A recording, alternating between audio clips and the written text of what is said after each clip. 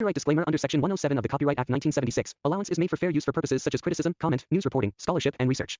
Fair use is a use permitted by copyright statute that might otherwise be infringing. Non-profit, educational, or personal use tips the balance in favor of fair use. काली नजर।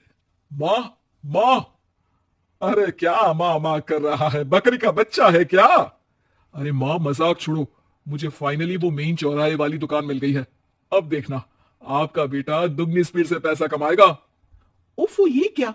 मेरी online makeup class चल रही है, इतनी जोर से क्यों बोल रहे हो आप दोनों? अरे मेरी धर्म पत्नी जी, मेकअप क्लास बाद में करना, वो चौराहे वाली दुकान मिल गई है हमको। अरे वाह, रुको मैं अपनी माँ को फोन लगाकर बता देती हूँ।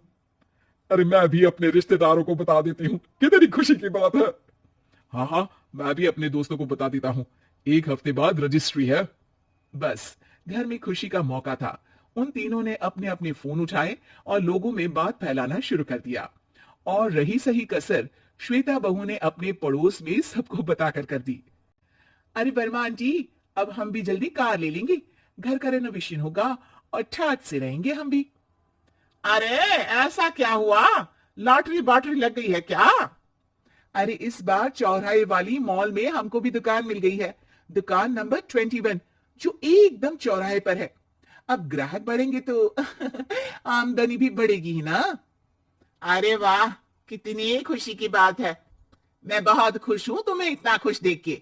बाकी एक बात कहूं, सबको मत बताते फिरना, किसी की नजर लग जाएगी तो खुशी की खबर वापस लौट जाएगी। हैं? ऐसे थोड़ी ना होता है, अब डरा रही हूं। अरे सही कह रही हूं, काली नजर कहते हैं इस चीज को, जब आप किसी को कुछ बताओ और वो काम बिगड़ जाए। अरे लेकिन मैं तो। तुमने सबको बता दिया ना? हाँ, फोन लगा लगा के। अब बच के रहना, काली नजर बड़ी खतरनाक होती है। श्वेता इतनी खुश रहती है कि वो वर्मा आंटी की बात पर ध्यान ही नहीं देती, जबकि पड़ोस में और भी लोगों से खुशी की खबर शेयर करती रहती है। अगले दिन राजेश बहुत दुखी होकर घर आता है। अरे बेटा क्या हुआ? मुंह क्यों सूजा हुआ है? मधुमक्खी ने काट लिया क्या? माँ, वो दुकान किसी और के पास चली गई, किसी ने ज्यादा भाव लगा दिया। अरे पर बात तो आपसे हुई थी ना उस दुकान वाले की? हाँ, आज मैं टोकन अमाउंट देने गया था, तब मुझे पता चला कोई आकर सुबह मुझसे पहले ही ज्यादा अमाउंट दे गया। काली नजर। क्या क्या कहा? वर्मा आंटी ने समझाया था कि किसी को बताना मत, वरना काली नजर लग जाएगी। अच्छा, तुम्हें उनकी बात मान लेनी चाहिए थी। उनकी बात मान लेती, लेकिन उसके पहले ही सबको बता चुके थे ना हम तीनों। अरे अगली बार से ध्यान रखेंगे, कोई भी नई चीज होगी तो किसी को नहीं बताएंगे। तीनों कुछ दिन ऐसे ही रहते हैं, पर एक दिन श्वेता को एक मेल आता है। राजेश, मेरा ऑनलाइन मेकअप कोर्स कंप्लीट हो गया, अब मैं खुद का पार्लर खोल सकती हूँ। अरे वाह, अपने मोहल्ले में ही खोलते हैं? ये जो घर के सामने दुकान है ना, वहीं? हाँ, यहाँ सस्ती भी मिल जाएगी। अगले दिन श्वेता वर्मा आंटी के पास जाती है मिठाई का डब्बा लेकर। अरे आओ आओ, कैसे आना हुआ? जोर से नहीं बोलूंगी, वो सामने वाली दुकान है ना, वहां मैं अपनी पार्लर की दुकान खोलने वाली हूँ, उसकी मिठाई है।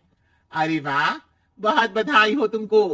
हाँ, मैं कमाने लगूंगी तो राजेश पर पूरे घर का बोझ नहीं रहेगा ना आंटी जी।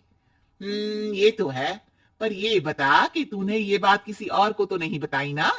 अरे नहीं नहीं, पिछली बार गलती कर दी थी, काली नजर लगी किसी की और राजेश के हाथ से वो दुकान चली गई थी। सबको मत बताना। चलो मैं चलती हूँ, कल दुकान की बात करने भी तो जाना है। अगले दिन श्वेता दुकान के लिए मालिक से बात करने जाती है। अरे लेकिन दुकान तो हम कल रात को ही किसी को दे चुके हैं। कल ही?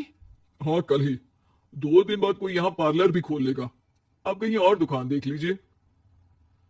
अरे पर हमको भी तो पार्लर ही खोलना था। भाई एक ही दुकान है, आधी आधी तो नहीं दे सकता ना मैं। राजेश और श्वेता घर पर हताश होकर आ जाते हैं। इस बार तो किसी को बताया भी नहीं था, अब किसकी काली नजर लग सकती है? सुनो, तुमने माँ को बताया था क्या? अरे कैसी बात कर रही हो? माँ की नजर थोड़ी ना लगेगी। पक्का तुमने किसी को नहीं बताया था ना? सिर्फ वर्मा आंटी को बताया था, उन्होंने ही मुझे किसी को नहीं बताने को कहा। अरे यार तुम भी सही हो, मेरी माँ को नहीं बताने को कह रही हो, पर वर्मा आंटी को बताना तुम्हें जरूरी लगा। अरे वर्मा आंटी ने ही तो काली नजर के बारे में बताया था ना, वो हमेशा हमारा भला ही तो चाहती है। मेरी माँ भी हमारा भला ही चाहती है। अरे पर चिल्ला क्यों रहे हो, बात नहीं कर सकते क्या आराम से? नहीं आता वो आराम से बात करना, और करना भी नहीं चाहता हूं मैं। दुकान जाने का दुख गुस्से में बदल गया था और राजेश और श्वेता में बात बंद हो गई थी। 2 दिन बाद मोहल्ले में पार्लर का इनॉग्रेशन हुआ, जिसमें मोहल्ले के सभी लोगों को बुलाया गया, पर श्वेता, राजेश और मां नहीं जाते। माँ अंदर आ जाओ, क्या देख रही हो? अरे नया पार्लर देख रही हूं अपने आंगन से। देखो, माँ को दूसरे का सुख देखने में कितना मजा आ रहा है, मेरा दुख नहीं दिख रहा इन्हें। यह मेरा पार्लर भी तो हो सकता था। अरे चुप रहो यार, हर बात में लड़ाई क्यों ढूंढ रही हो? राजेश और श्वेता फिर बहस करने लगते थे। तभी माँ ने दोनों को बाहर बुलाया। अरे जरा देखो तो दुकान चलाने वाले का बोर्ड पर नाम क्या लिखा है? श्रुति वर्मा। गाड़ी निकाले बेटा, हमें कहीं जाना है। काली नजर का इलाज कराने? राजेश अपनी बाइक निकालता है। तीनों ट्रिपलिंग कर रहे हैं। माँ राजेश को उस मॉल वाली दुकान पर लेकर जाती है जहां राजेश अपनी दुकान खोलने वाला था।